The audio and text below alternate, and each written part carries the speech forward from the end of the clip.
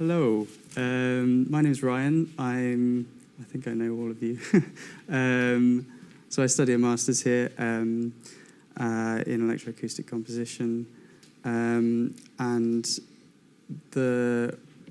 the topic of digital overlays, when Ricardo asked if I wanted to talk about anything, I can't really help but approach most of what I do with I do a lot of activism, so I approach it with that sort of hat on. And a lot of what I'm doing my activism informs my work. And so what I'm exploring my activism now, I went through a lot of climate activism and climate campaigning. And that informed a lot of what I was looking at in my work. But since this, I've kind of been exploring decolonization and kind of tearing down hierarchies and looking at power imbalances in the world and that sort of thing. So for this part of the talks, I'd like to do something slightly different. I'm working with a campaign at the university called Decolonize UOM, which is all about trying to get rid of the colonial aspects of this institution. And a lot of that is based in creating political education, but also democratic education spaces. And in light of that, I'm going to try and create a democratic education space. So I'm going to ask, you don't have to do this if you're not comfortable, but there's a lovely row of free empty chairs at the front. If we all come around and make a circle, and then we'll have a bit of a discussion. So it's not just me at the front with this hierarchy and this power imbalance, but it's all of us having a discussion together.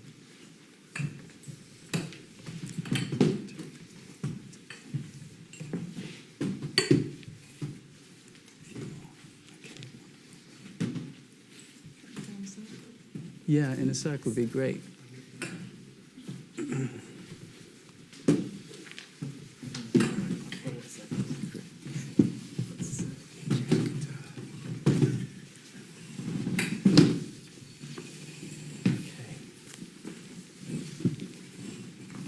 Wonderful. So,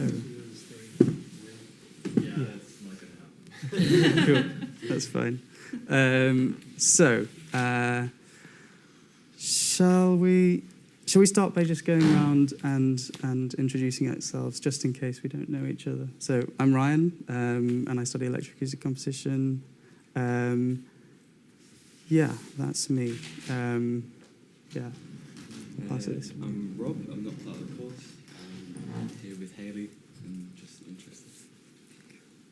I'm Ting. I'm doing the electroacoustic composition master now.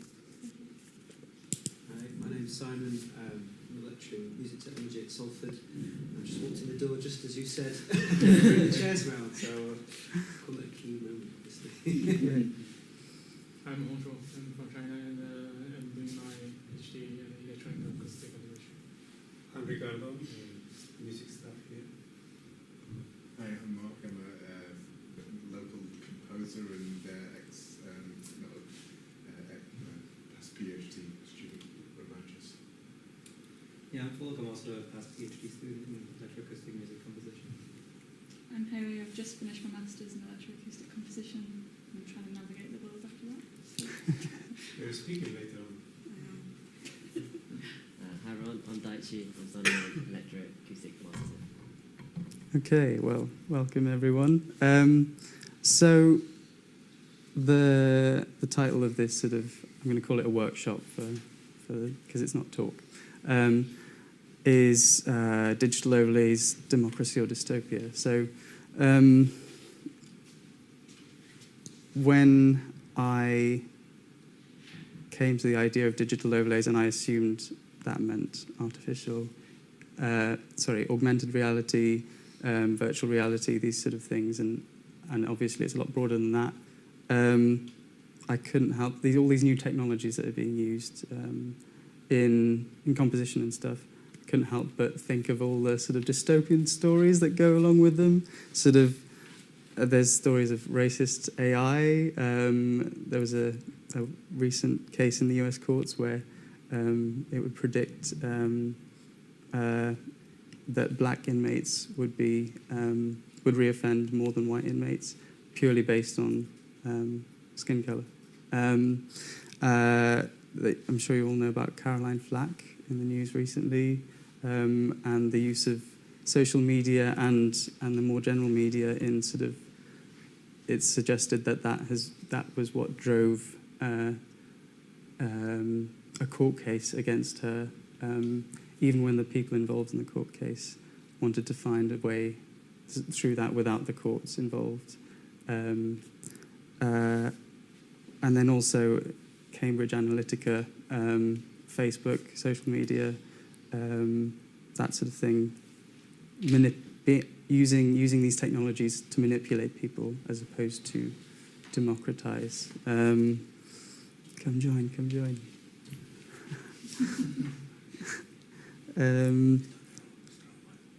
So yeah, and in terms of a more musical example, I guess there's acoustic cocooning, this phenomena of everyone going around with headphones now in social public spaces where they're cut off from each other, and there's a lot of academia exploring the relevance of that in social cohesion and whether that affects the way people interact and possibly negative, possibly positive for the individual. But yeah, so I'm very cautious when it comes to all these new technologies and how they're used and who uses them, and whether they're just amplifying the inequalities that we have been in the past and increasing problems we have in the present. Another thing is the sort of distancing ourselves from the more physical, natural world. There's a brilliant story from an anthropologist in South America where he's talking to one of the indigenous people there, and he's so in tune with his soundscape that he knows where to go and get the fruit from the tree. And the anthropologist asks him, "How do you know where you're going? How do you know where the tree is?" And he says, "Oh, the birds are telling me that the fruit's ripe and all of that." So, have we lost something in shutting ourselves off from the real world, or can we use the technologies in a way to engage with the real world? All of that mishy-mashy stuff.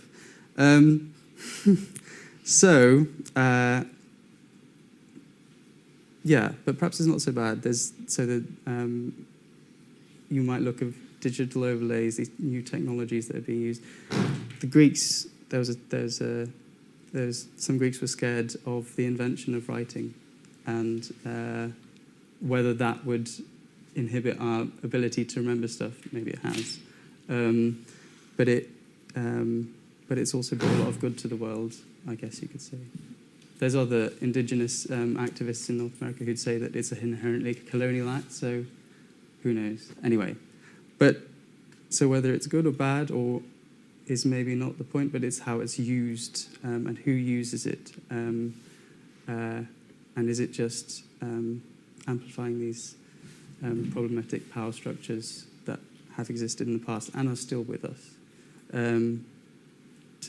So that's where my mind's at. Is everybody kind of on the same page?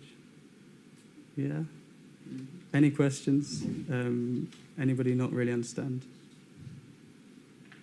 Okay, I'll move on then. So now we're going to all talk.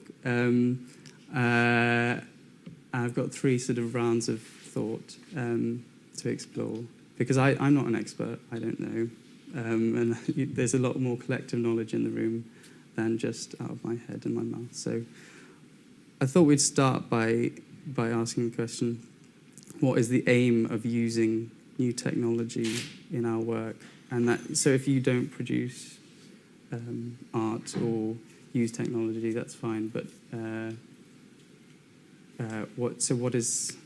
but most of us are composers here. What are we aiming to do with the technology? Is it purely aesthetic, or are we using it in a political way, or why are we using technology? What is the means of that? And so for me, I'm kind of battling to use technology because I find it possibly inherently problematic. Yeah. Can I pass it around again? Yeah, I don't compose music, but I run a record label and we work on like audiovisual events and stuff like that. And the project that we're working on at the moment is looking at using sort of immersive AV and quadraphonic sound to recreate real environments in a kind of virtual way, to move real spaces to like other spaces. I think the idea for that for us is like using technology to break down geographic and ideological barriers.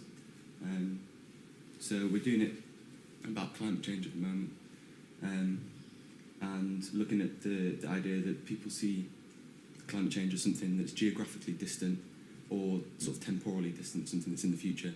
If we can create environments in which they feel it now, the idea is that we can kind of reshape people's thinking about issues like that. So I suppose we're using technology to kind of subvert the very thing that technology has done to us. So if we see, I don't know, the climate change example, if we see like rolling 24-hour news as a kind of sensationalised version of things that are happening in the world, that's something where technology has affected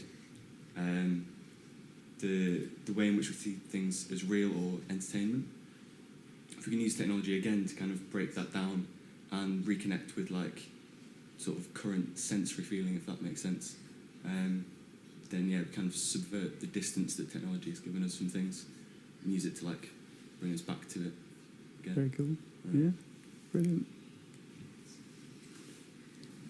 Yeah, I think new technologies is quite important for us because we are a composer who doing the electroacoustic music. So for me, I think it's good. But yeah, it has some disadvantage, of course. For example, like me, I prefer chats online rather than face-to-face. Just my opinions. And I think this is not good. I think we should spend more time in the reality. So, thank you. Can I ask, just to expand on that, so when you're using technology in your composition,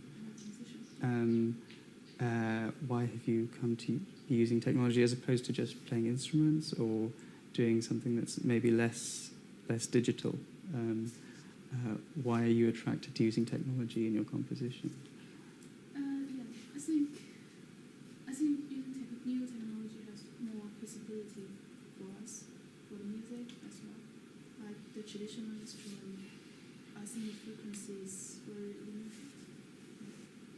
So maybe that's the reason why I'm here. Okay, so maybe expanding aesthetic possibilities and stuff. Okay, cool. Do you want to? I'm using, I compose music myself, and the project I'm working on at the moment is using ambisonic technology and spatial audio, and particularly for headphones. So we mentioned before about currently it's a lot of thought and ideas around people in their own kind of private sound worlds with headphones. I actually quite like music for headphones, and I quite like that intimacy that it can offer. But I'm also very interested in soundscape and potentially using that technology to help maybe reconnect people with natural sound and the natural environment rather than it being an isolatory experience in maybe enhancing their awareness or their appreciation of natural soundscapes.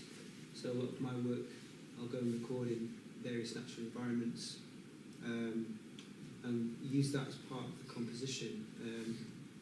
Not just as source material to kind of manipulate, but to maybe just bring out or highlight certain aspects of that soundscape. And I'm very interested in, maybe how in maybe more of an installation setting, if it's more of a communal experience and everybody's maybe listening to the same soundtrack on headphones, would that be isolatory, or would actually be a little bit more communal, a bit like a silent disco, which I think is a brilliant thing where silent disco where everybody has a pair of headphones, but they're all listening to the same track with a choice between two DJs, and that's not an isolatory experience. That's an amazing communal experience. So that technology doesn't necessarily have to be, just for the individual. It can enable a bit more of a communal experience. So they're my thoughts, but I'm also very aware, of maybe the contradiction if I were to bring this work to life and I have to use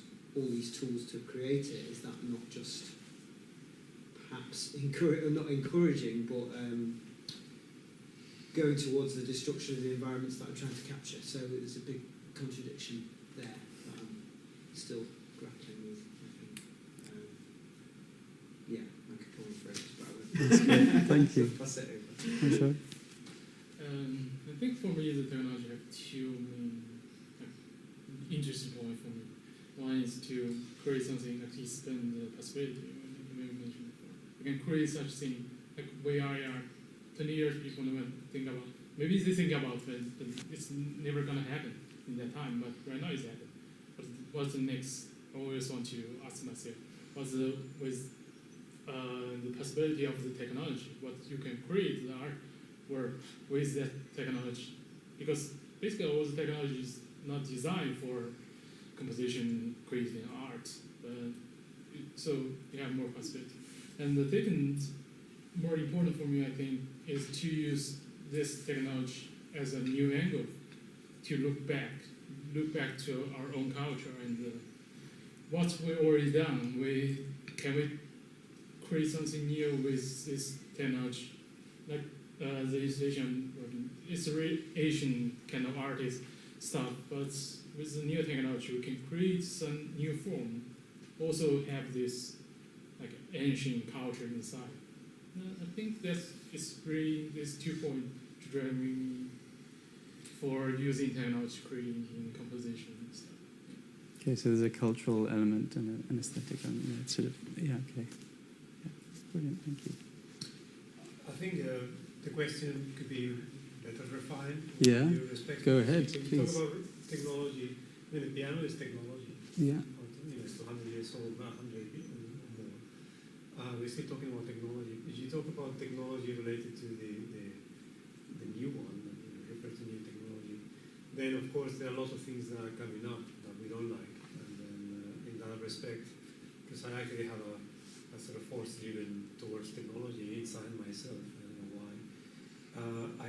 I understand it, I think, quite well. I've been working for many years with technology.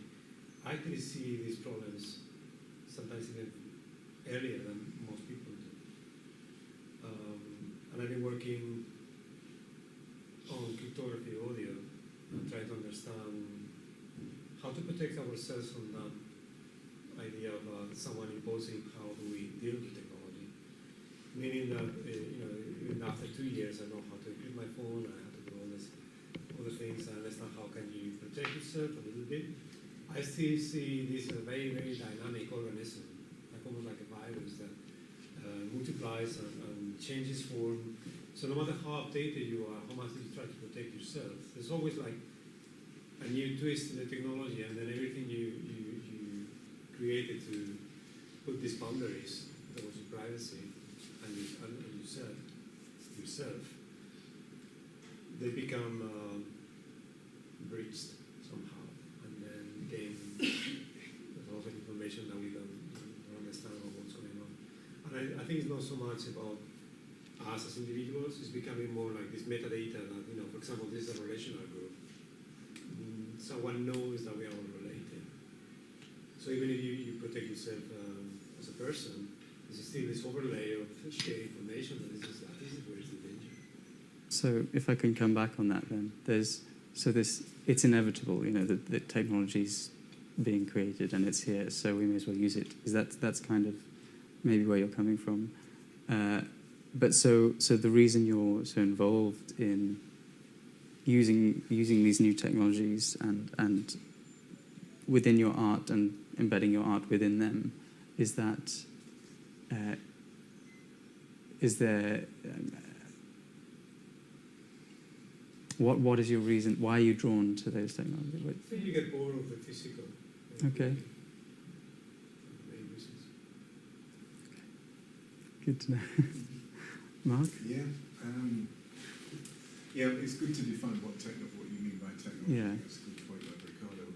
And the thing I'm interested in at the moment is sort of hits on many of the points that have just been mentioned, but I'm really interested in looking at ecological structures as musical entities. So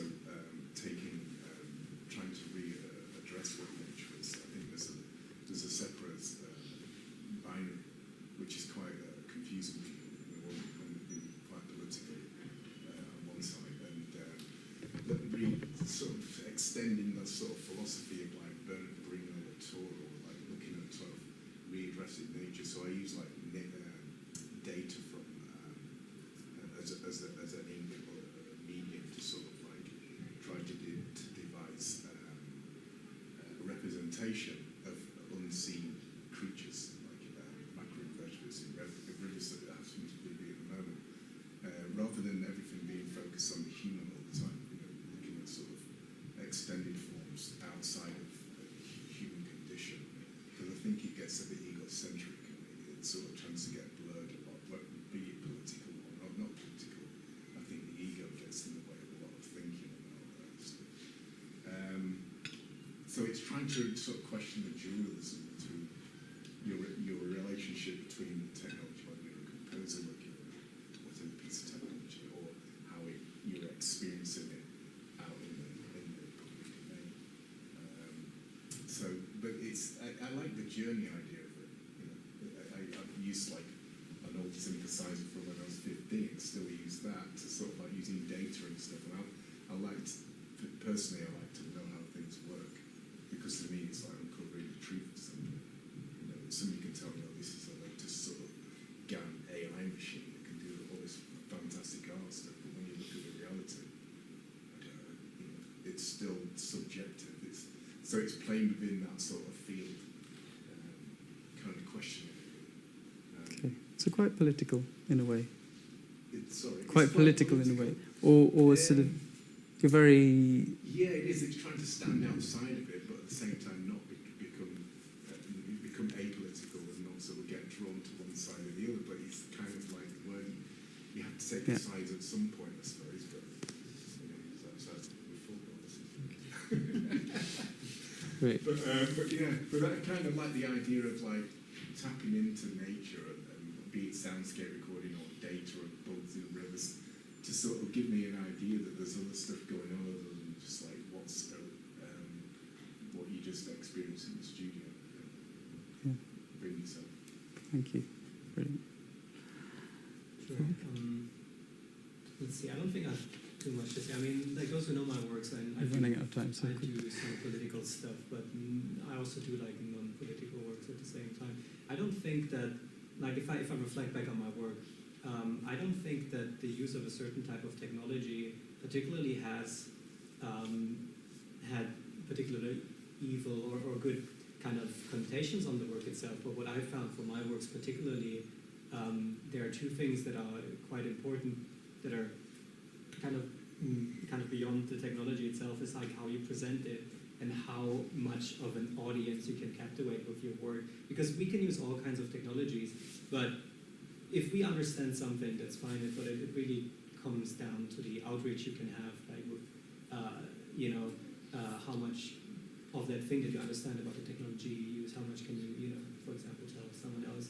And I think that's kind of the problem with the technology that is all around us with, say, Facebook, that the data they have about us is opaque in a way. Is that the right word? Like we kind of can't see how much, we have like our information that's been given out, for example.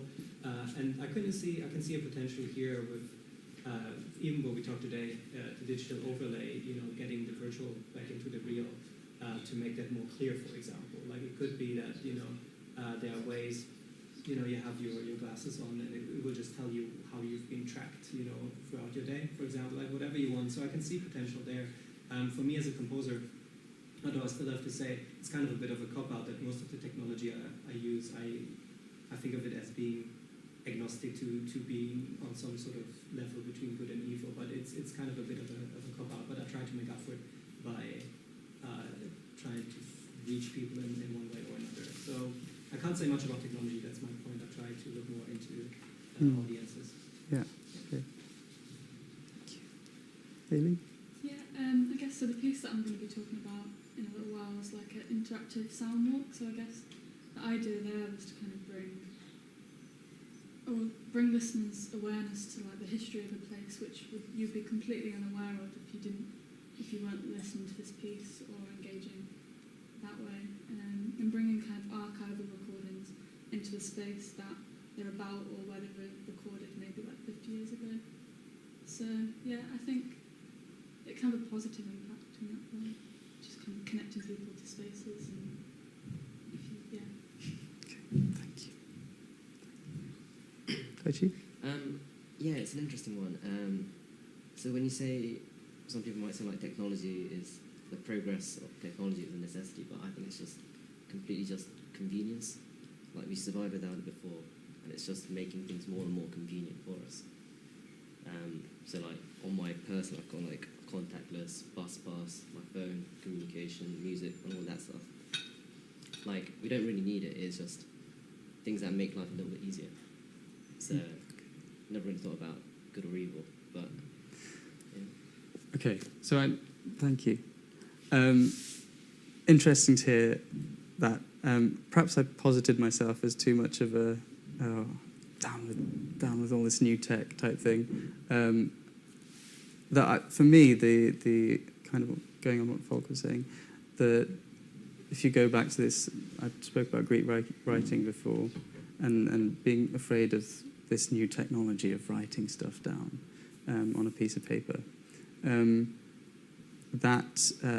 Writing itself the technology isn't inherently good or bad, but the power of the pen can be used in it depends who it's used by, and it just depends how it's used. And if we think about things very structurally, and this goes through a lot of work with decolonization and things like structural racism and imbalances in the world that come down to the way we organize our societies. So if you look in this room, I mean, vast majority is male, and most of the men spoke for a lot longer than the women. There are things going on here that we don't even consider, and I'm losing my train of thought. So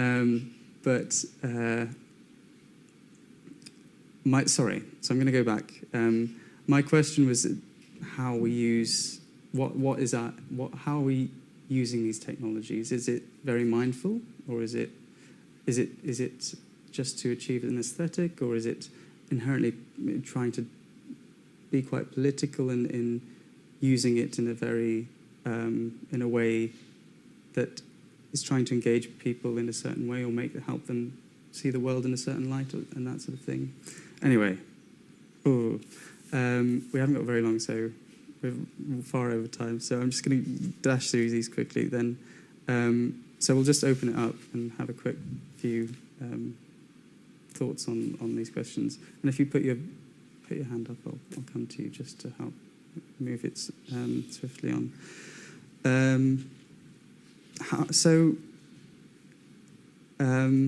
The structural inequalities things and the way that structure and society is organised affecting... So much to cover in 20 minutes. Has anyone heard of the attainment gap? The attainment? Yeah. It's an idea that within universities and institutions, a certain type of individual is far more likely to end up getting into the institution and then achieving a good grade and doing well there, and then moving on to be more economically lucrative or socially successful, and that is what's we can see it here today, is what I'm saying. Do you see that? Does anyone see? Do you see what I'm saying? Is Yeah. is it sort of tied in with a sense of privilege? Yeah. So it ties. Somebody who enters any institution feels that they can project beyond it. They're not sort of like they're not felt. They're not made to feel. I don't know. Their confidence is beaming all the time. It's like that very. Or more that certain individuals are more likely to, because we all have inherent biases that are subconscious, and that is how we interact in the world, and that affects our interactions with certain people based on our judgments of them that are conscious and subconscious, and so the attainment gap is more about looking at structural reasons why people don't get into the institution in the first place. And then when they do, are they from a different culture? Do they speak a different language? Is English not their first language? Yes. But this is probably one of the things that the technology, social networks and the information being extremely accessible, and the possibility to study online courses for free, at very high quality institutions, Coursera, you name it, has solved. It's a problem that we had before, this kind of I wouldn't say mafia, but kind of a stream of the same people always reaching the same places. And I think this the internet, especially, everything that came after that, especially in education, has opened these boundaries and it has become something else.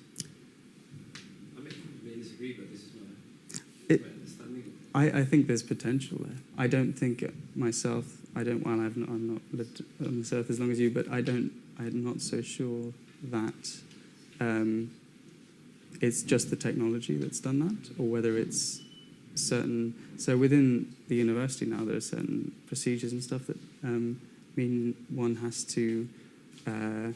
So I work in the students. I do campaigning in the students' union, and there, for many committees and things, you have to have a 50% gender. 50% is reserved for women, and the reason for that is because of the society we live in, many women don't feel confident enough to have their voices heard, and it's in an environment that has been made by a history that's dominated by male figures and Western figures. Anyway, this is it.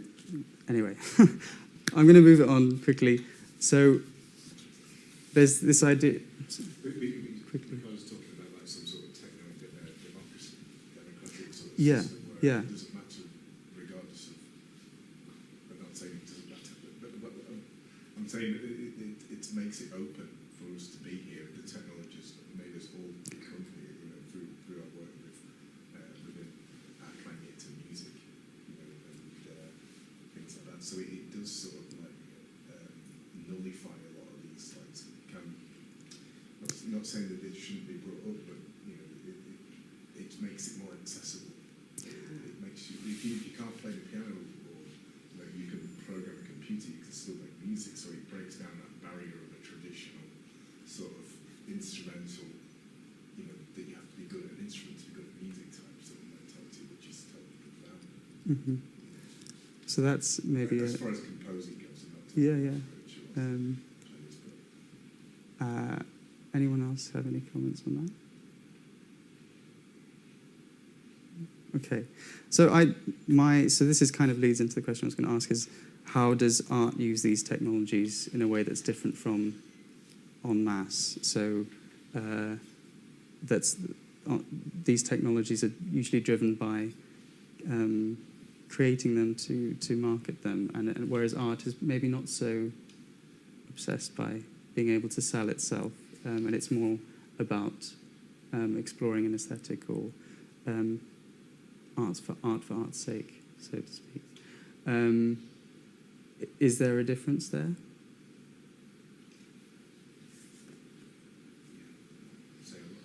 Certain types of technology want to control, that's all they want to do.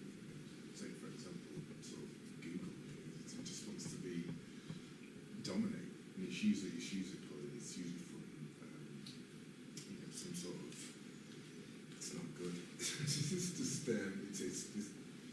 personally, I think it's just reducing the ability to express art.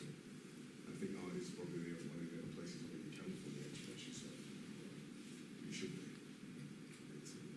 Do whatever you want, but that's not the answer to. But there are two camps. You definitely identify that there's two camps in the sort of like technological domain. The commercialised idea that we're going to make money out of this at whatever cost is about to sort of understand that we just want to make art and just do whatever we want. So it's merging and working in between the two that sort of is an exciting, could be an exciting place to be. Mm-hmm. There's a potential energy between the two, the friction, something that's can sort of project through. That's because there are many different business models. It's not just the money making of the Google. The social responsibility companies that people are focusing on changing perspective on specific things. And you can call them business models. It's not just about making money. Cooperatives, they have different things. Banks are ethical.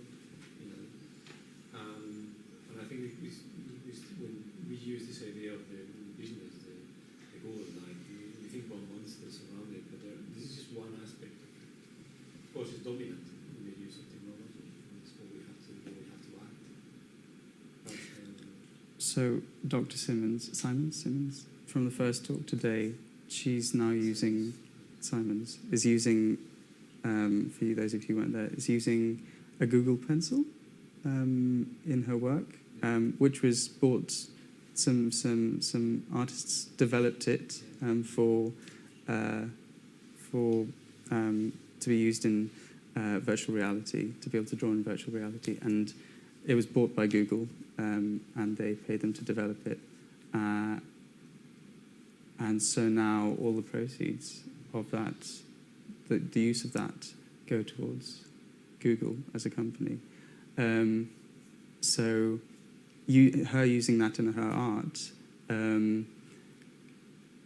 is it how do you navigate that then? The fact that these sort of big powers are we able to subvert them at all, or do we just buy into them? Is everyone with me? Where do you get these pens from? I mean, it's like what you do with a pen, isn't it? It's like going back to what you said about writing. If you learn to write, it's really what you write down and what shapes you make with a pencil. I mean, it's how you communicate that. It's not necessarily technology or anything. I think it's still down to sort of like a composer's mind, to sort of like to sort of show how they envisage this creative act. But it's accessibility to technology. There's not mass accessibility to technology, so it's not. It's something that's sort of when I think of my own my technology is getting older. I don't want to update my technology because it works. It does exactly what it did like 15, 20 years ago. So perhaps it's just that's my time to get a new computer, but I can't really see the necessity of it. Mm-hmm. I'm not really anti-technology, but anti-digital. Yeah, the counter movement to that is the open source community, of course, where people, publish code basically for people to reuse, and people can scrutinize that code in detail online. And that would be kind of the counterpart to, say, Google making stuff proprietary. So it does happen. I just don't know in what kind of scale, but it does exist. So we could, as composers, could also think about, making stuff open source, or publishing things in CC licenses, etc. So that would be something that we can at least keep in mind, I suppose. Yeah, absolutely. I hadn't even thought of that. The sharing aspect of it. So, yeah. Okay. So, last question. We'll give it 3 minutes because we're so far over time. How can we make sure that our use of this technology, these digital overlays, whatever you want to call it, this stuff that we're working with, doesn't amplify the inequalities, and we're kind of moving on to that anyway, doesn't amplify the inequalities of the past and present and the problems that we currently face, and how can we use it in a way to maybe try and solve them, or at least not amplify them. Anyone? Are you with me? Do you understand what I'm asking?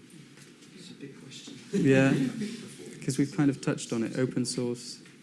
Performance. Performance, you can say, you can talk about or write what you do. The ultimate test is doing it to somebody who doesn't know what you're doing, and their reaction to it. It could be any. So the idea of putting yourself in what Rob mentioned about creating community performance, you're like a soundscape or an installation, and getting people's feelings about what that is and what it is, trying to something's being open.